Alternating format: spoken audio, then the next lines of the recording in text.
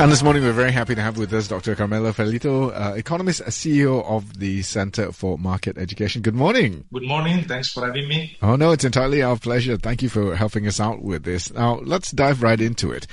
Before GE15, how would you describe the economic landscape in Malaysia during our recovery after the COVID-19 pandemic? Well, I would say that was quite a fragile recovery. In the sense that was, in particular at the beginning, very much driven by consumer and government spending. So by the injection of cash that the government has done during the 2 years of lockdown, and which contributed heavily to the creation of inflation. So I think we have seen a fragile recovery that need to be readdressed toward the primacy of private investment instead. Okay.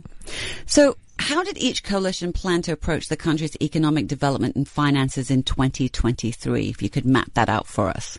If we look at what they propose in their election manifestos, I have to say that actually they didn't approach them much. Right. So in particular, the issue of finances and therefore tax reform has probably been the greatest missing part of all the three major electoral manifestos. Nothing is said about tax reform, targeted subsidies, and etc.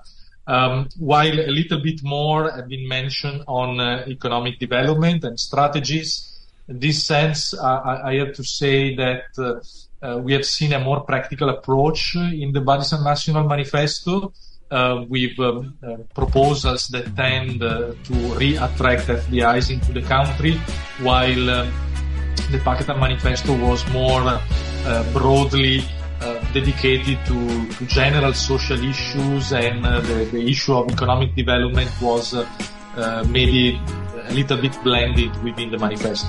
It's actually really good to have a proper expert on board to help us sort of dissect and just sort of demystify a lot of, I think, what we're all wondering and asking, right? Yeah, for sure. Our chat with economist and CEO of the Center for Market Education, Dr. Carmelo Ferlito, continues right after this. Bruno Mars, Anderson .Paak, and Silk Sonic with A Love Strain. This is LITE FM. Our guest today is economist and CEO of the Center for Market Education, Dr. Carmelo Ferlito, as we discuss the economical impact of the state of play in Malaysia. After the results of last Sunday, what to you were the three biggest consequences for the country's economy?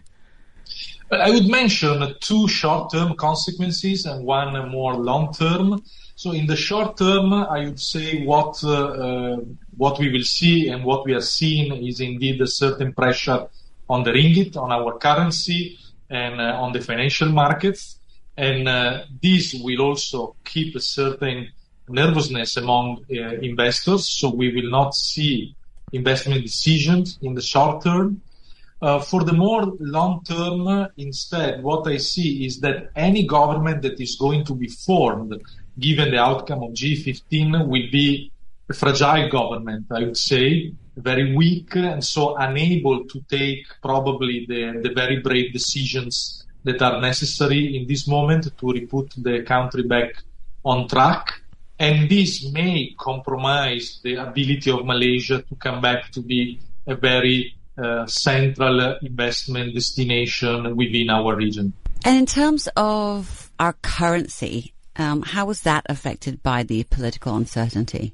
For sure, we will see pressures that we have seen already for the past few months, not only because of the uncertainty domestically speaking, but also because of things happening overseas, in particular the aggressive monetary policy of the Fed, also the rising uncertainties on the COVID policy in China, and China is the main trading partner for Malaysia.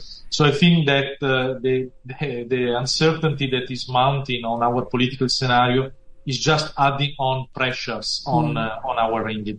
And that's sort of the thing that we're asking about, having these sorts of answers provided. At least we have an objective view. Because honestly, I'm very confused by the whole situation at the moment. We're with economist and CEO of the Center for Market Education, Dr. Carmelo Ferlito. Our chat continues after Kathy Dennis and Too Many Balls, as well as a traffic update. This is LITE FM. Given the current situation, answers is what we're looking for. We may not necessarily get exactly what we want, but at least we have the probe, as it were. Our guest today is economist and CEO of the Center for Market Education, Dr. Carmelo Ferlito, discussing the economical impact of the state of play in Malaysia. There, has been a prolonged decision-making process when it comes to forming the new government. How does a delay like this impact the economy? Well, it seems that Malaysia is going more on track with what happens in other countries. In other countries, if I think about my own country, Italy, usually after election it takes 2 to 3 months to get a government, even if the majority is clear. This is due to the institutional process, right? Which is very, very much longer than it is in Malaysia.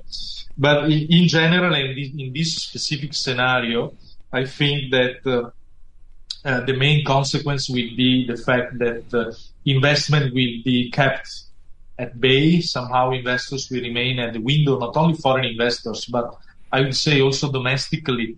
Entrepreneurs will remain on a wait and see, because they don't know what to expect further.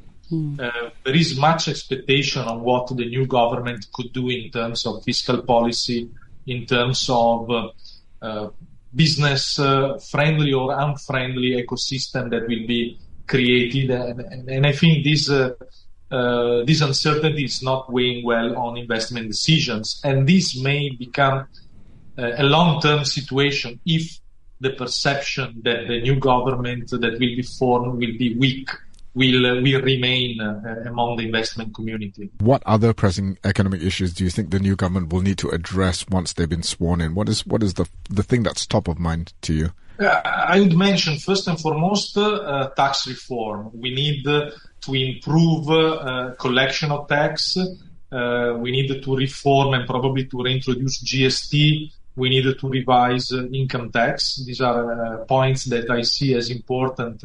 But I think that over the past 3 years, we have seen also an increasing role of the government within the economy, an increased interference, in particular in the labor market or in terms of price controls. We need definitely a U-turn on this, and we need really the government to be committed to a U-turn on this.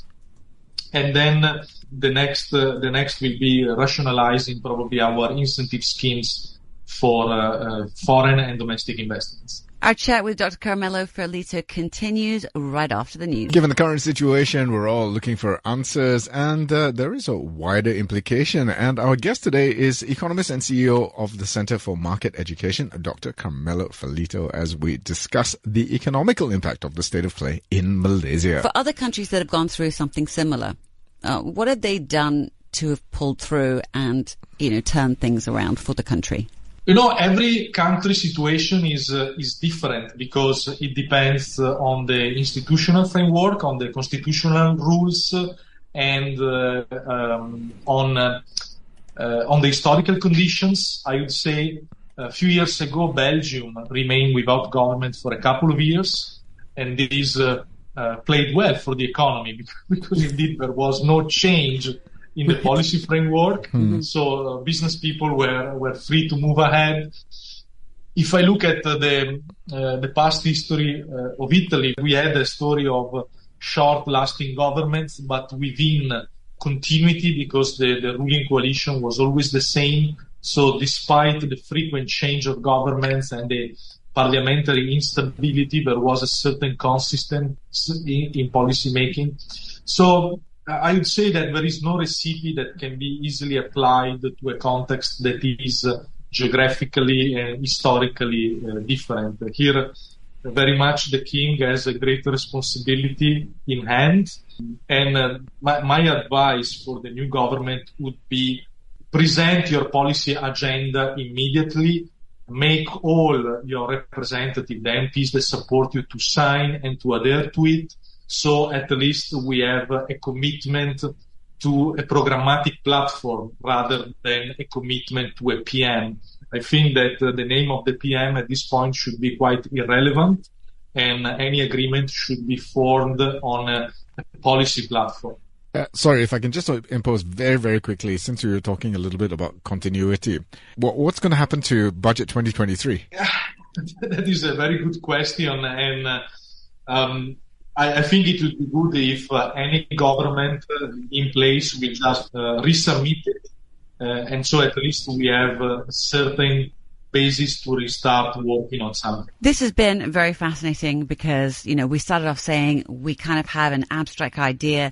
This sort of gives me the ability to ask the right questions now to find out more. Do you know what I mean? Yeah, I mean, especially for me, I didn't realize that there were so many far-reaching, wider consequences or implications. That was brilliant. Thank you so much.